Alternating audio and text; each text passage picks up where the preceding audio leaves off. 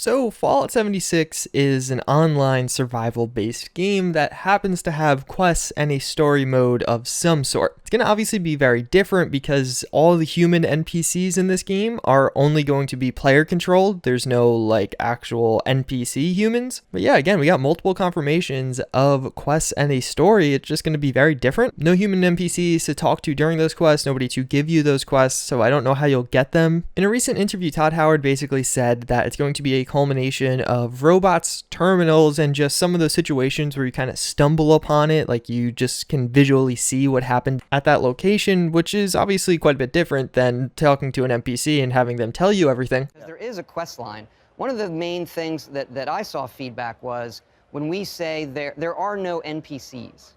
Okay, so that's one of the big differences that we really leaned on, which is every human, every character you see is a real person. Yeah. But there are still robots and terminals and holotapes. If you see a lot of the quests we do in Fallout 4 that are kind of this found world quest thing, we still do all of that. But invariably, this means we're still going to have factions in this game. We're going to have a backstory to some of these factions and hopefully an expansion of the lore. At the very least, an explanation as to why, like, the super mutants are in Fallout 76. Are they all just from Vault 87? Is there a different reason? Is there some kind of retconning going on or retroactive continuity, making it make sense even though the original lore doesn't? I can't really give you answers to any of that, but what in this video I actually want to look at is some of the factions that we can see in the background of this gameplay, or some of the faction paint jobs or logos or armors, things that are going to give us a confirmation that that faction in some shape or form is going to appear in this game because some of their stuff is. Now it seemingly won't be like you actually interact with people from that faction, but maybe you can personally align with that faction or something like that. To start things off, as I mentioned before, the super mutants are coming back. They're not so much of a faction in the traditional sense, but they're like a stage in between humans and creatures, a little bit smarter than creatures, but obviously not quite as smart as humans. Again, there's kind of a questionable lore behind this because super mutants were originally created on the west coast by the FEV virus, and then on the east coast they were all coming out of this one vault. So seemingly they'll probably go with the story that a bunch of the super mutants actually just came from this vault and made their way over to West Virginia. And then one that's not really a faction, but maybe something that we'll see some semblance of, is actually just army attire. There's different combat armor with army symbols on them. This is something a lot of us were looking for when searching or researching about this game because it takes place only 25 years after the bombs dropped. A lot of the soldiers that were alive before the bombs dropped could hypothetically still be alive, and it was just kind of theorized that a lot of their equipment would be lying around, and that's what you'd be using much more of in this game because there's not as much wear and tear from hundreds of years passing. This is one I imagine we see quite a bit of throughout the game, and I think we're going to get a lot of kind of caches that we can actually loot with your friends to get good equipment. This one makes no sense to me, and maybe some of you guys, or probably some of you guys, are smarter than me and can figure this out, but we have a Brotherhood outfit, like the Brotherhood jumpsuit that you saw in Fallout 4. It's literally identical. I mean, the Brotherhood was technically set up before the Great War, so it makes some sense, I guess, but it just doesn't really follow with the lore. All the locations that the Brotherhood was setting up, and this is early in their history before they really grew and expanded, so they still are in their infancy stages, are, well, far away from West Virginia. None of them are even near here. So is this like just a cosmetic item that is going to fill things out because people really like the Brotherhood, or is this going to be some serious retconning, or maybe a splinter cell of the Brotherhood similar to a splinter cell of the Enclave? I guess Bethesda could argue one of the people that was in the pre-war Brotherhood of Steel is now here, and that's one of their uniforms or something like that. It just seemed like a lot of people were really betting on there being no Brotherhood of Steel, yet we see their outfit. And then finally, this one being pretty iffy, we actually have the Enclave, and not explicitly, we don't actually see the Enclave logo, but one thing confirmed by another trailer is going to be the Greenbrier Resort. The Greenbrier Resort is going to be the real-life place that the President and Congress go in case of a nuclear disaster or attack. This is going to be within the map of Fallout 76, so it's definitely going to be an explorable location. There'll probably be lore and backstory behind it through terminals, robots, etc.